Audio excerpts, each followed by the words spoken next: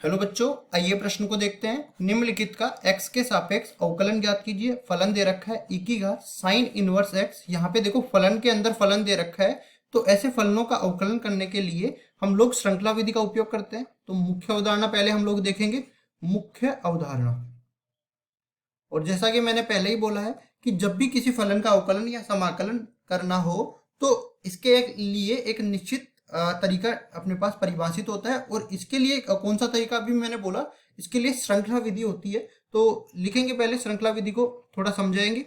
श्रृंखला विधि, इसमें ये तभी लगता है जब फलन के अंदर फलन दे रखा हो। इसका मतलब ये है कि जैसे मैं बोलूं कि मेरे को क्या करना है, y का अवकलन करना है x के सापेक्ष, और y जो है किसी वो दूसरे चर u का फलन है। अब मेरे को जैसे ही y का x के सापेक्ष अवकलन करना है तो मैं क्या करूंगा, पहले तो इस u के फलन का u के सापेक्ष अवकलन कर दूंगा, और फिर जो u बचेगा उसका मैं x के सापेक्ष अवकलन कर दूंगा। इस तरह से u के फलन का x के सापेक्ष अवकलन हो जाएगा।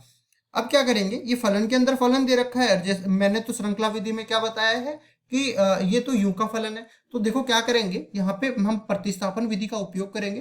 पहले पूरे फलन को y के बराबर मान लेते हैं। e की घात साइन इनवर्स x ये दे रखा है, और साइन इनवर्स x को यहाँ से प्रतिस्थापित कर देंगे किसके बराबर, u के बराबर। तो अपने पास ये y जो है u का फलन बन जाएगा। अब हम लोग y का x के सापेक्ष अवकलन करेंगे, तो इसमें क्या बताया मैंने, पहले तो ये जो u का फलन है इसका u के सापेक्ष करेंगे, फिर u का x के सापेक्ष करेंगे। तो यहाँ पे हम लोग जानते हैं कि e की घात u का u के सापेक्ष अवकलन हमेशा e की घात x के बराबर, e की घात x का करना चाहो तो e की घात x के बराबर, और e की घात u का करना चाहो तो e की घात u के बराबर।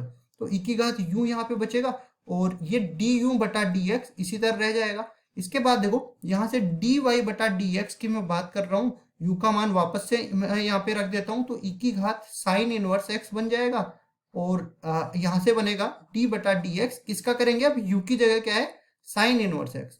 तो देखो इसका करते हैं हम लोग अवकलन, तो ये किसके बराबर बन जाएगा, e की घात साइन इनवर्स x तो इसी तरह रहेगा, और साइन इनवर्स x का x के सापेक्ष अवकलन हम लोग जानते हैं ये बराबर होता है 1 माइनस में x स्क्वायर पूरे का वर्गमूल। तो ये अपने पास जो मैंने y माना था उसका x के सापेक्ष अवकलन हो गया। इसको मैं सही रूप में लिख देता हूं। तो देखो dy बटा dx ये बराबर हो जाएगा e की घात साइन इनवर्स x, और नीचे हर में कितना है, 1 माइनस एक्स स्क्वायर पूरे का वर्गमूल।